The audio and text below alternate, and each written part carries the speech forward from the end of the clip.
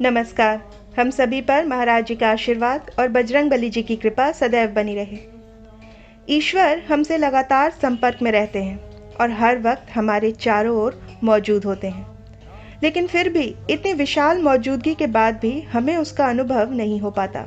बहुत पूजा पाठ करने के बाद भी कई बार भक्त को ईश्वर की मौजूदगी का पता चल ही नहीं पाता और प्रभु के दर्शन ना होने से भक्त निराश होने लगते हैं।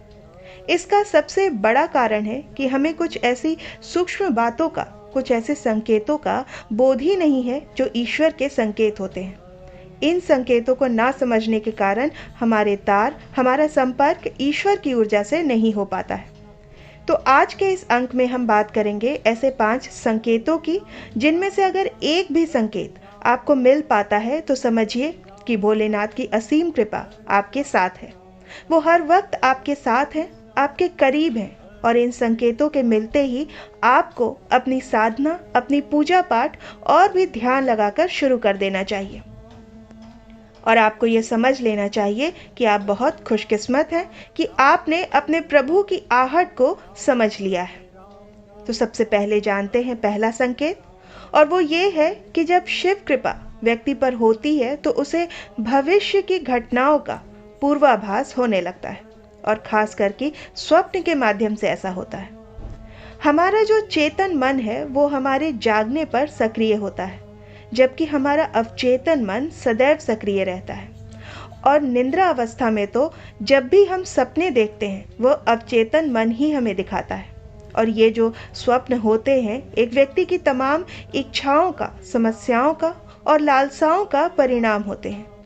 लेकिन जब एक व्यक्ति निरंतर शिव साधना में रहता है, शिव की भक्ति में लीन रहता है, तो ऐसे व्यक्ति का मन और मस्तिष्क अद्भुत ऊर्जा से भर जाता है।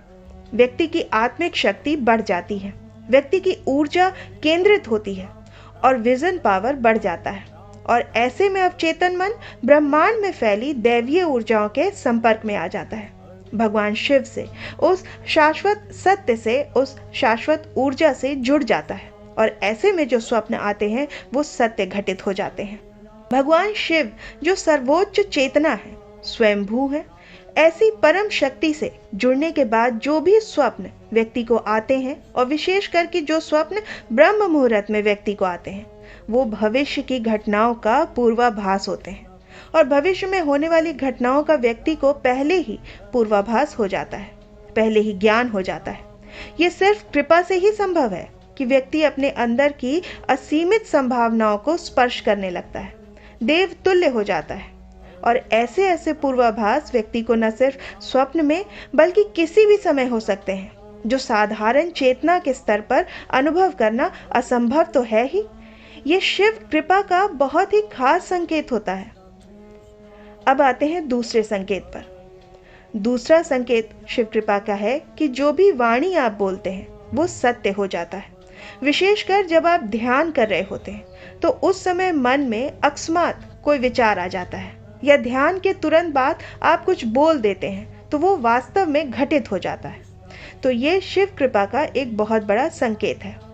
इसके पीछे का कारण ये है कि जब आप साधना में गहरे उतरते हैं तो अंतर्मन में छाए नकारात्मक विचार, हर तरीके के विकार समाप्त होने लगते हैं और मन आपका निर्मल होने लगता है।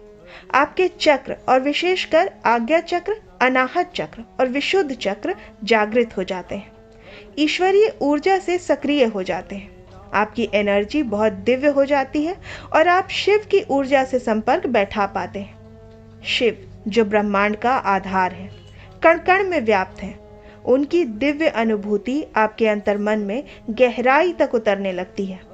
तब उस स्थिति में आप जो भी बोलते हैं या जो भी आप विचार आपको आते हैं वो मिथ्या प्रलाप ना होकर बहुत ही प्रभावपूर्ण हो जाते हैं और आपका बोला हुआ सत्य हो जाता है। वाक सिद्धि की तरफ आप बढ़ने लगते हैं। तो ये शिव कृपा से ही संभव हो पाता है। आपकी चेतना का स्तर बहुत ऊपर हो जाता है, दिव्य हो जाता है। और चेतना का ये स्तर तभी एक व्यक्ति का हो पाता है जब वो शिव भक्ति में संपूर्णतः डूब जाता है, शिवमय हो जाता है, भोलेनाथ के रंग में रंग जाता है। शिव कृपा का तीसरा संकेत है कि आपके बिगड़े हुए कार्य बनने लगते हैं। और जो भी समस्याएं आपके जीवन में हैं, उनका कोई ना कोई हल, कोई ना कोई उपाय आपको नजर आने लगता है। देखिए, हर व्यक्ति के जीवन में बहुत सी समस्याएं और बहुत से चैलेंजेस होते हैं, और कई बार रास्ता ऐसे हालातों से उबरने का उसे नजर नहीं आता। लेकिन यदि भोलेनाथ की कृपा व्यक्ति के जीवन में हो, तो उसे कोई ना कोई रास्ता जरूर नजर आता है। और ऐसा ज़्यादातर तब होता है जब आप शिव भक्ति में लीन होते हैं, बहुत गहरे डूबे हुए होते हैं। तो अचानक ही आपके मस्तिष्क में कुछ ऐसे विचार, कुछ ऐसे संकेत आ जाएंगे, आपको मिलने लगेंगे, जो आपकी समस्या से जुड़े हुए होंगे। और उस समस्या से उबरने का कोई ना कोई रास्ता एक विचार के रूप में आपके दिमाग में आता है। और दैवीय कृपा से कुछ ऐसे संकेत आपको मिलते हैं जो आपकी उलझनों से बाहर निकलने में आपकी सहायता करते हैं। और ये संभव हो पाता है भोलेनाथ की कृपा से।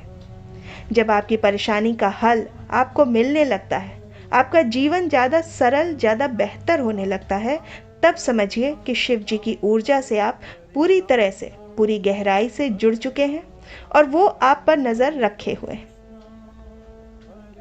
चौथा संकेत शिव कृपा का है कि आपकी नींद ब्रह्म मुहूर्त में खुलने लगती है।